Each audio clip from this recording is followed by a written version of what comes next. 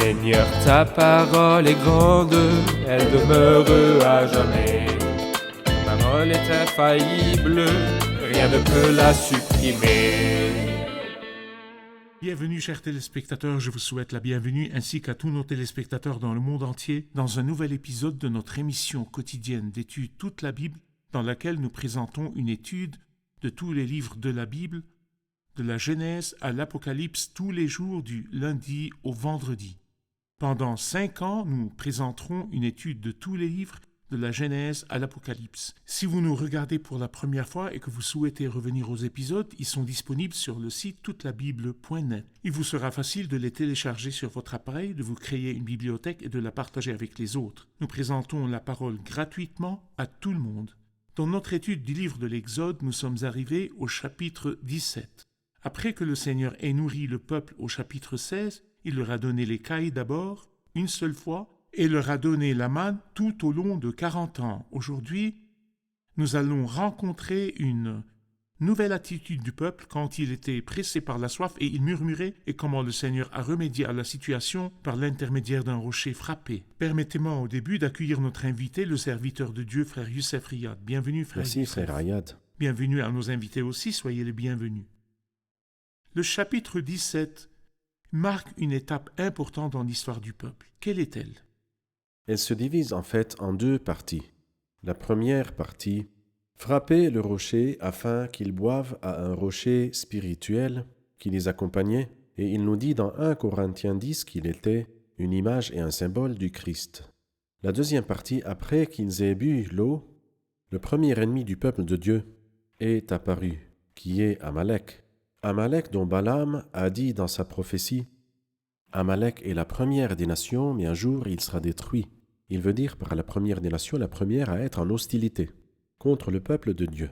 Et nous verrons dans ce chapitre comment Josué a vaincu Amalek, puis comment il construisit un autel pour Dieu et l'appela l'Éternel mon étendard. La première des nations à être en hostilité contre le peuple après l'Exode, après bien avoir sûr, quitté c'est l'Égypte, vrai. afin que les méchants ne traquent pas les mots et disent « Où est donc le peuple d'Égypte? N'était-il Non, pas le les peuple ennemis du d'Égypte. peuple de Dieu ?» Parfait. Nous sommes donc devant la grande œuvre de Dieu qui a fait sortir de l'eau du rocher pour le peuple, le rocher qui a été frappé, Oui. puis il vaincra Amalek par l'intermédiaire de Josué sur terre et Moïse sur la montagne, et nous en parlerons tout à C'est l'heure. vrai. Nous lirons quelques versets puis reviendrons avec une question. Toute l'assemblée des Israélites partit du désert de Sin pour parcourir les étapes que l'Éternel leur avait ordonnées. Et ils campèrent à Réphidim. Là, le peuple ne trouva pas d'eau à boire. Alors le peuple chercha querelle à Moïse. Ils dirent « Donnez-nous de l'eau à boire ». Moïse leur répondit « Pourquoi me cherchez-vous querelle? Pourquoi provoquez-vous l'Éternel ?» Le peuple était là, pressé par la soif, et murmurait contre Moïse. Il disait « Pourquoi nous as-tu fait quitter l'Égypte si c'est pour nous faire mourir de soif, moi, mes enfants et mes troupeaux ?» Moïse cria à l'Éternel en disant « Que puis-je faire pour ce peuple? Encore un peu et ils vont me lancer des pierres. » Je voudrais un commentaire sur le premier verset, le départ du peuple pour parcourir les étapes que l'Éternel leur avait ordonnées. Y a-t-il un enseignement? Ce qu'il y a, c'est qu'ils ne sont pas arrivés sur la base d'un plan qu'ils avaient tracé, mais selon ce que l'Éternel leur avait ordonné. Et nous nous attendions tant qu'ils marchaient dans l'obéissance au Seigneur. Pourquoi donc la soif? Pourquoi les épreuves? Mais en fait, nous ne comprenons pas parfaitement. C'est-à-dire, ce n'est pas parce que j'obéis au Seigneur que le parcours sera forcément sans problème, car le désert sera toujours un désert. Que veut dire un désert? Ça veut dire il n'y a rien, rien du tout. Je veux manger, il n'y a rien à manger dans le désert. Bon, je veux boire, il n'y a rien à boire. Il n'y a absolument rien, non, il n'y a rien. Mais pourquoi? C'est afin que le Seigneur soit absolument tout pour nous. Nous nous rappelons le nom qu'il a révélé à Moïse dans Exode 3. Si l'on te demande quel est mon nom, tu leur diras « Je suis celui qui suis ». Je suis celui qui suis. Le désert est donc un moyen de révéler le vide de tout ce qui est sous le soleil. Et aussi un moyen de montrer la suffisance de la grâce de Dieu. Notre Seigneur suffit-il? Oui, il suffit. Il n'y a pas de nourriture, c'est lui qui en apportera. Il n'y a pas d'eau, il leur apportera de l'eau. Parfait. Ils sont donc partis selon ce que l'Éternel leur avait ordonné. Quand ils ont eu soif, ils ont murmuré. Et Moïse dit à l'Éternel, ils vont me lancer des pierres. Le Seigneur était d'un autre avis. Il dit au verset 5, l'Éternel dit à Moïse, passe devant le peuple et prends avec toi des anciens d'Israël, prends aussi dans ta main ton bâton, celui avec lequel tu as frappé le fleuve, et marche, je me tiendrai devant toi sur le rocher d'Horeb. Tu frapperas le rocher, il en sortira de l'eau, et le peuple boira. Moïse agit ainsi sous les yeux des anciens d'Israël. Il appela cet endroit Massa et Mériba, parce que les Israélites lui avaient cherché querelle et avaient provoqué l'Éternel en disant « L'Éternel est-il au milieu de nous, oui ou non ?» Je voudrais m'arrêter sur cette scène qui est la scène du rocher frappé. Qu'est-ce que le rocher frappé? De qui et de quoi nous parle le rocher frappé? Eh bien, laissez-moi mettre 3 scènes, l'une à côté de l'autre. Exode chapitre 16. La manne, j'y vois Emmanuel, Dieu avec nous. Nous avons vu dans la manne l'image du Christ, dont le nom selon Matthieu 1 est Emmanuel, ce qui signifie Dieu avec nous. Il était avec eux pendant 40 ans. C'est vrai. Mais le rocher frappé nous parle aussi du Christ, mais qui a été frappé pour nous. Nous avons vu que Dieu était censé faire pleuvoir sur eux dans le dernier chapitre du soufre et du feu. Mais Dieu fit pleuvoir sur eux la manne. Il était censé faire descendre un jugement terrible contre l'humanité, mais plutôt il leur a envoyé son Fils, le plus grand de ses dons. Là, nous voyons autre chose. Il n'a pas seulement envoyé son Fils, mais il a frappé son Fils. Il dit dans Ésaïe, chapitre 53, qu'il a été frappé à cause des péchés de mon peuple. Qui a été frappé? Certains appliquent, je ne sais pas comment ils appliquent Ésaïe 53 au peuple, lorsqu'il dit de celui qui a été frappé à cause des péchés De mon peuple. de mon peuple, il est frappé à cause d'un péché qu'il n'a pas commis. Bien sûr, ici on parle du Christ. Alors donc, dans la manne, nous voyons Emmanuel, Dieu avec nous. Dans le rocher frappé, nous voyons le Christ qui a été frappé pour nous. Laissez-moi dire Dieu pour nous. Et quand ils ont bu l'eau, qui est un symbole du Saint-Esprit, nous voyons Dieu en nous. Donc Dieu avec nous par l'incarnation, et Dieu pour nous quand il est mort sur la croix, et Dieu en nous parce que le Saint-Esprit demeure dans le cœur des croyants. Parfait. Nous sommes donc devant un rocher qui va être frappé pour que l'eau en sorte. Je vous ai demandé tout à l'heure de qui ou de quoi parle ce rocher. Eh bien, la Bible sainte ne nous a pas laissé confus sur ce point-là. Quand elle nous dit dans 1 Corinthiens chapitre 10, il dit « Et ils ont tous, nos pères, donc tous nos pères ont bu la même boisson spirituelle, à un rocher spirituel qui les accompagnait. » Elle dit ensuite « Et ce rocher était le Christ. » Et bien sûr, c'est l'un des noms de la majesté. En fait, Moïse dit « Il n'y a pas de rocher pareil à notre Dieu. » Anne, mère de Samuel, a dit que le Seigneur est le rocher. Il est connu que le rocher est le Seigneur. Et l'apôtre Paul, dans 1 Corinthiens 10, le dit explicitement. Et ce rocher était le Christ. Parfait. Moïse dit de lui qu'il est le rocher d'Israël, C'est la vrai. pierre d'Israël. C'est vrai. Et Anne dit, personne n'est saint comme l'Éternel, il n'y a pas de rocher pareil à notre Dieu. Christ est donc le rocher. Parfait. Le Christ a été frappé Le Christ a pour été que l'eau frappé. vienne. Parfait. L'enseignement allégorique. Nous disions qu'il y a quelque chose qui s'appelle l'enseignement allégorique. Oui. Et le Christ a dit, tout comme Moïse a élevé le serpent dans le Il désert, faut il faut aussi que le Fils de l'homme soit élevé. L'enseignement allégorique, est-ce qu'une invention dans la Bible?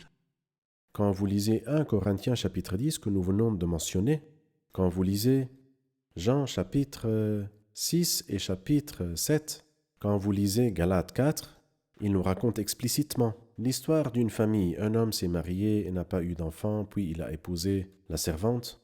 L'histoire d'une famille ordinaire. Mais Paul dit ces faits ont une valeur allégorique. Alors donc, la Bible sainte, ces gens-là ne respectent pas Dieu, ils ne respecteront donc pas son C'est vrai. livre. Pour eux, Dieu est limité, la Bible est donc limitée. Et la vérité est que Dieu est illimité. Et la Bible sainte aussi, je vois un terme à tout ce qui est parfait, mais tes commandements sont sans limite. Donc, dans notre épisode, la pierre de fondation, nous avons commencé à dire que le rocher symbolise le Christ. Parfait. Et Paul témoigne dans 1 Corinthiens 10 que ce rocher était Christ ou un symbole du Christ. Et nous allons parler de ce qui a résulté de frapper le rocher. Nous ferons une pause puis reviendrons pour une question.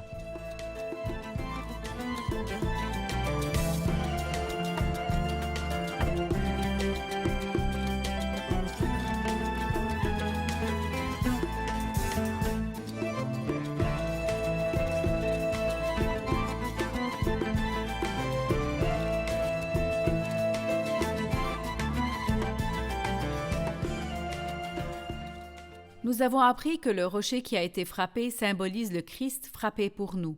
Et l'eau qui est sortie du rocher, que symbolise-t-elle? À vous, frère Youssef. Alors, si nous allons à Jean 7, 37, le dernier jour, le grand jour de la fête, Jésus, debout, dit d'une voix forte. Qu'a-t-il dit? Si quelqu'un a soif, qu'il vienne à moi et qu'il boive. Celui qui croit en moi, comme l'a dit l'Écriture, des fleuves d'eau vive Des fleuves couleront d'eau de lui. vive. Il dit cela à propos de l'Esprit que devaient recevoir ceux qui croiraient en lui. En effet, l'Esprit Saint n'avait pas encore été donné parce que Jésus n'avait pas encore été élevé dans sa gloire. C'est-à-dire que cette eau qui est sortie du rocher nous parle explicitement et simplement à propos du don du Saint-Esprit. Et il était impossible pour nous de recevoir le don du Saint-Esprit avant la mort du Christ pour nous et sa résurrection d'entre les morts et son ascension vers le ciel. Il a dit cela à ses disciples dans le sermon de la chambre haute. « Il vaut mieux pour vous que je m'en aille. En effet, si je ne m'en vais pas, le défenseur ne viendra pas vers vous. Mais si je m'en vais, je vous l'enverrai. » Laissez-moi donc résumer tout ce qui a précédé. La manne est un symbole de l'humble Christ. Le rocher qui a été frappé est un symbole du Christ crucifié. Et l'eau que le peuple a bu est un symbole du don gratuit du Saint-Esprit. Parfait. Dans le livre des Nombres, chapitre 20, le peuple a aussi fait face à la soif. Oui, À une situation similaire à celle-ci, mais à ce moment-là, le Seigneur lui a dit « Vous parlerez au rocher ». Il ne lui a pas dit « Tu frapperas C'est le vrai. rocher ». Mais le rocher a été frappé, et à ce moment-là, Moïse leur disait « Écoutez donc, rebelles, est-ce de ce rocher que nous Oui, ferons sortir c'est de l'eau vrai. pour vous ?» Et Dieu a pris position. Dieu s'est irrité de cette vrai. situation. Mettez-nous les deux scènes côte à côte, et dites-nous où est la compatibilité et où est la différence entre les deux scènes. chronologiquement, il y a une grande différence parce que le rocher qui a été frappé dans Exode 17, peu après leur exode d'Égypte, Oui, alors que le rocher du livre des Nombres, chapitre 20, peu avant leur entrée dans la terre promise. C'est le côté chronologique. parfait. Une autre chose, c'est que le rocher, le mot rocher, dans Exode chapitre 17, diffère en hébreu du mot dans le livre des Nombres, chapitre 20. Parfait. Un rocher bas dans Exode 17. Un rocher haut dans le livre des Nombres, chapitre 20. Et c'est la splendeur de la Bible. Ne me dites Et rien la d'autre splendeur que de la c'est une révélation inspiration verbale. verbale, Parfait. exactement, verbale. Car celui qui a été frappé est l'humble Christ. Qui peut aujourd'hui amener le Christ qui est au ciel et le crucifier? Mais après sa résurrection d'entre les morts, il a atteint le plus haut point de l'univers. Il est monté au ciel, a reçu la soumission des anges, des autorités et des puissances. Personne ne peut le frapper après son ascension au ciel. Mais c'est merveilleux. Un rocher bas, Exode 17, et un rocher haut, Parfait. dans le livre des Nombres 20. Exode 17, la croix du Christ. La croix du Christ. Parfait. Bon.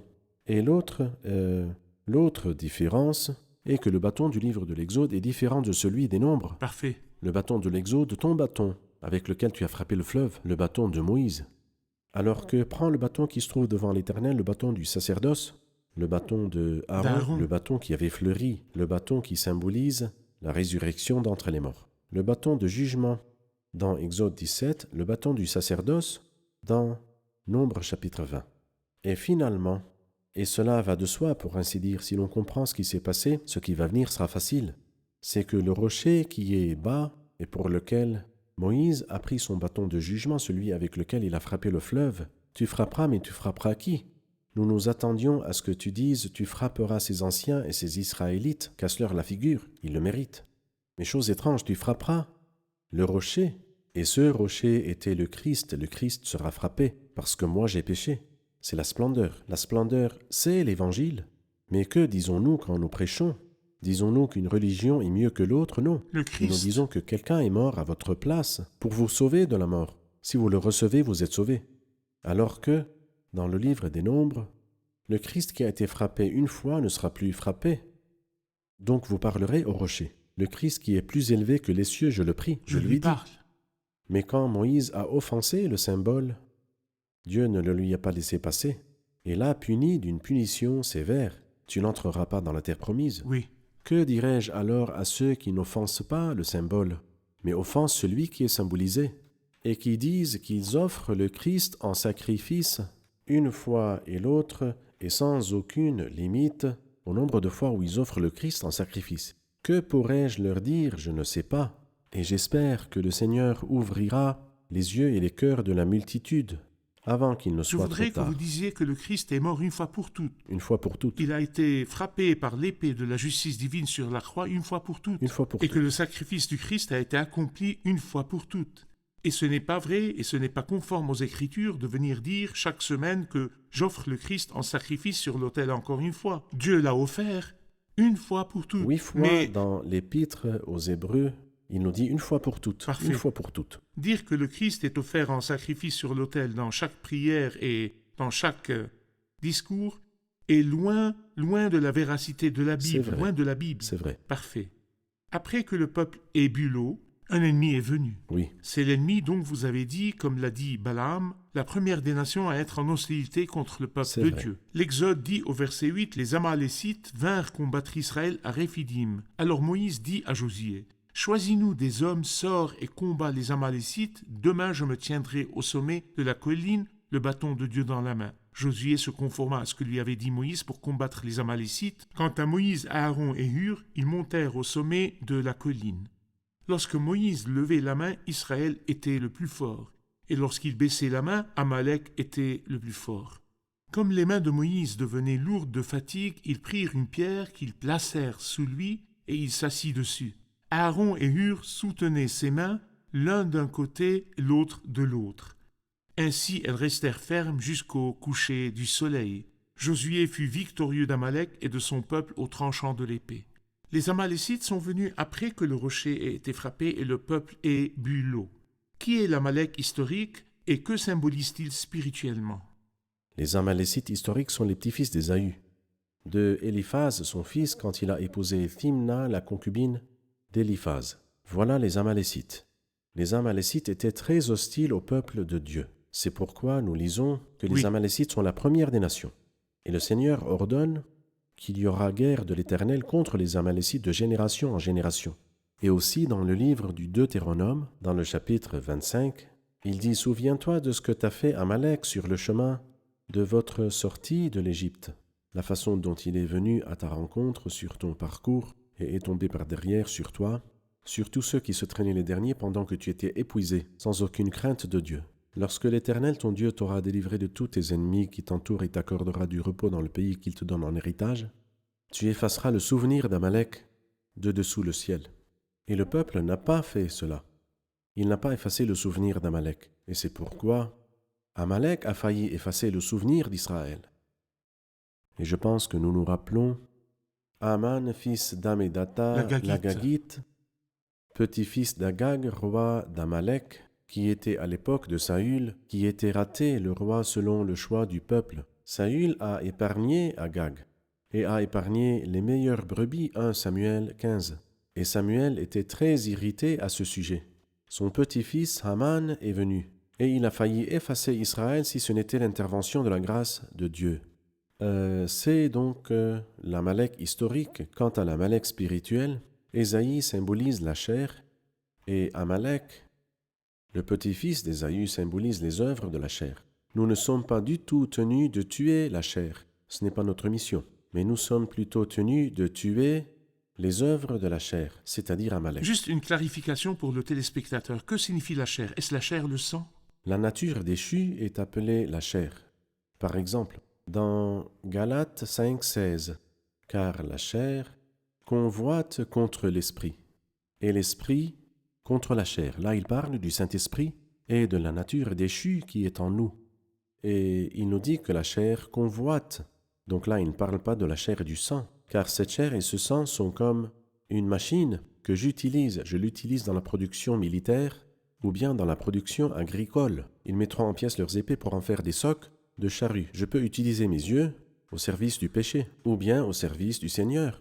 Mes mains soit serviront le péché ou bien serviront le Seigneur. Non, la chair là ne veut pas dire la chair et le sang, mais cette nature déchue qui est en moi, celle qui convoite contre l'esprit, et l'esprit contre la chair. Donc la Bible ne nous dit pas de traiter durement nos corps, la chair et le sang.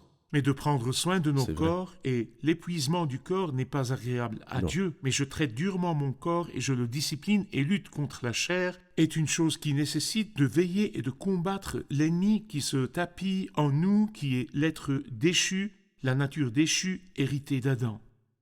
Cette pensée est une pensée gnostique.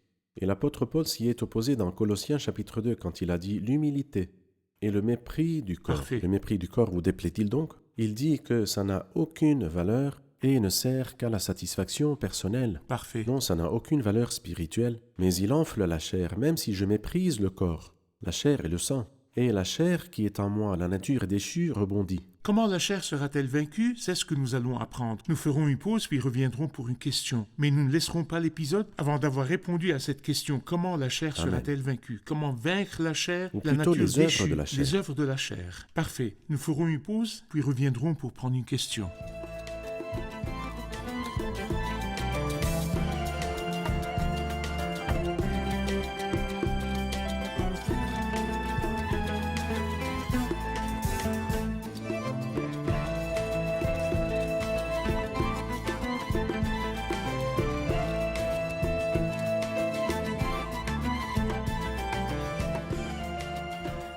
Au verset 10, Josué se conforma à ce que lui avait dit Moïse pour combattre les Amalécites. Quant à Moïse, Aaron et Hur, ils montèrent au sommet de la colline. Lorsque Moïse levait la main, Israël était le plus fort, et lorsqu'il baissait la main, Amalek était le plus fort. Quel est le secret de la victoire en levant et en baissant la main? À vous, frère Youssef.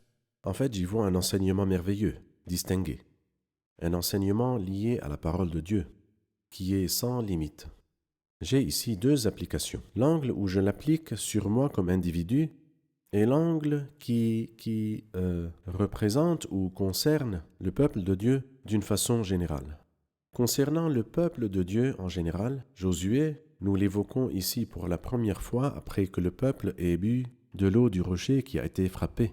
Et c'est une image du Saint-Esprit comme nous allons le voir maintenant. Le Saint-Esprit œuvre en bas, demeurant dans le cœur des croyants. Oui, mais la victoire n'est pas emportée d'en bas, mais elle est remportée d'en haut. Qu'y avait-il en haut? Il y avait 3 personnes, Moïse et Aaron et Hur. Aaron est le grand prêtre. Hur, celui qui nous parle du blanc. Et nous nous souvenons que le chef des boulangers avait 3 corbeilles de pain blanc sur sa tête, c'est-à-dire du pain finot. Le mot Hur, blanc. Et les 3 ensemble, Moïse, Aaron et Hur, nous rappellent que nous avons un défenseur auprès du Père, Jésus-Christ le juste, Hur, et il est la victime expiatoire pour nos péchés, Aaron. Alors, notre victoire est garantie dans quelqu'un là-haut au ciel. Avant qu'il ne monte au ciel, dans Luc, chapitre 24, il leva les mains et bénit le peuple. Et aujourd'hui même, il lève les mains pour garantir notre victoire. Et c'est pourquoi Paul dit, dans tout cela, nous sommes plus que vainqueurs, pas grâce à notre ingéniosité, mais grâce à celui qui nous a aimés. C'est en ce qui concerne l'image, si nous prenons le peuple de Dieu en général. Vous et moi, pour être victorieux, nous avons besoin de Moïse et Josué. Ça veut dire, Moïse lève les mains, nous devons prier. Que ma prière soit devant toi comme de l'encens et mes mains tendues vers toi comme l'offrande du soir. Je veux donc que les hommes élèvent des mains pures, sans colère, ni arrière-pensée. Alors que Josué, dont il est écrit ici, qu'il a combattu au tranchant de l'épée, écrit cela dans le livre pour qu'on s'en souvienne et déclare à Josué. Josué nous parle donc de la Bible. Alors pour triompher, dois-je prier ou lire la Bible? Je devrais utiliser la Bible sainte tout comme Jésus l'a fait 3 fois dans le désert et a vaincu le diable. Et je devrais prier comme a prié le Christ dans le jardin de Gethsémane. Il a prié 3 fois et a triomphé du diable. Pour simplifier la chose pour le spectateur, nous dirons que nous, dans cette ère, après avoir connu le Christ, moi, en tant que pécheur qui a reçu le Christ, mes péchés ont été pardonnés, le Saint-Esprit a demeuré en moi, Oui. comme l'eau qui est sortie du rocher. Parfait. J'ai bu, ou bien, comme j'ai bu l'eau où le Saint-Esprit a demeuré en moi, la lutte de la chair qui est en moi, où les œuvres de la chair ont commencé, Amalek est venu pour combattre le peuple. Pour triompher, j'ai besoin d'un secours au ciel et d'un secours sur terre. Le secours au ciel est représenté par Moïse qui lève les mains et nous avons dit qu'il symbolise le Christ, notre défenseur Parfait. au ciel. Sur terre, Josué combat. Rappelez-nous encore une fois Josué qui combat sur terre. De quoi nous parle-t-il maintenant? Il nous parle d'un autre défenseur pour nous maintenant. Lisez Romains 8 et vous C'est verrez vrai. que nous avons deux défenseurs. Un défenseur qui demeure en nous. Il intercède pour nous par des soupirs que les mots ne peuvent exprimer. Et un défenseur auprès du Père, Jésus-Christ le juste. Nous n'avons donc pas besoin de Moïse, mais du Christ qui était symbolisé par Moïse. Et il est C'est maintenant au vrai. ciel. Et nous n'avons pas besoin de Josué, mais nous avons besoin du Saint-Esprit que Josué symbolisé. Le Christ est donc notre défenseur au ciel et le Saint-Esprit notre intercesseur sur Parfait. terre. Et nous pouvons triompher des œuvres de la chair. C'est juste. Un dernier mot pour nous à la fin du chapitre. Que nous dites-vous? Je dis que Moïse n'a pas fait un arc de triomphe pour immortaliser Josué le victorieux. Josué dont nous lisons tout le temps qu'il était victorieux, mais il a construit un autel et il l'a appelé l'Éternel mon étendard. Et c'est beau de ne pas nous attribuer aucune victoire, ni à nous ni à nos frères, mais la victoire est attribuée au Seigneur. Et c'est pourquoi c'est bon qu'en période de trouble, nous cherchions Dieu. Et quand il nous donne le salut, nous allons vers lui pour le remercier, ou nous construisons un autel en lui disant merci beaucoup, l'Éternel, mon étendard, le Seigneur est ma bannière et ma victoire. Et c'est une chose merveilleuse. Jéhovah Nissi, l'Éternel est mon étendard. Les armées victorieuses plantent des bannières C'est vrai. sur les lieux qu'elles ont libérés Parfait. ou conquis. Et la bannière doit être la bannière du Seigneur dans la bataille. Gloire à Dieu. Le dernier mot qui a besoin d'être déchiffré, il dit « Parce que les Amalécites se sont attaqués au trône de l'Éternel, il y aura une guerre de l'Éternel contre eux de génération en génération. » Parlez-nous de ce verset. Amalek veut s'asseoir à la place de Dieu. Il veut dominer, être le maître. Cette chair qui est en nous est vraiment terrifiante. Et elle n'aura jamais de repos avant de s'asseoir sur le trône de Dieu, ce qui veut dire détrôner Dieu et s'asseoir à sa place. Et je dis avec beaucoup de regret que cela se produira dans l'une des pires périodes de l'histoire humaine, la grande tribulation, lorsque le faux prophète va s'asseoir dans le temple de Dieu en se proclamant lui-même Dieu. Mais là, il dit, il y aura guerre de l'Éternel contre Amalek. Et bientôt, la guerre finira. Il n'y a pas de guerre au ciel. Notre Dieu nous sauvera du monde et du diable, et aussi de la chair, de la nature déchue qui est en nous. Et nous ne ferons que glorifier Dieu toujours pour tous les siècles. Merci frère Youssef, nous sommes arrivés à la fin de l'épisode, que Dieu vous bénisse. Nous allons réviser l'épisode avec nos invités. Qu'avons-nous appris de l'épisode d'aujourd'hui? Même si le désert sera toujours un désert où il y a la soif, mais c'est le moyen de montrer la suffisance et la grâce de Dieu en nous. Merci, que Dieu vous bénisse. Merci frère Youssef, Que Dieu vous bénisse. Merci. Chers téléspectateurs, réfléchissez à votre foi en Christ et à votre enseignement sur le Christ et recevez le Christ. Je vous retrouverai dans un nouvel épisode et que le Seigneur soit avec vous.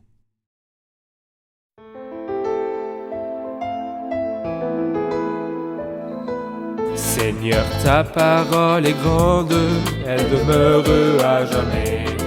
Ta parole est infaillible, rien ne peut la supprimer.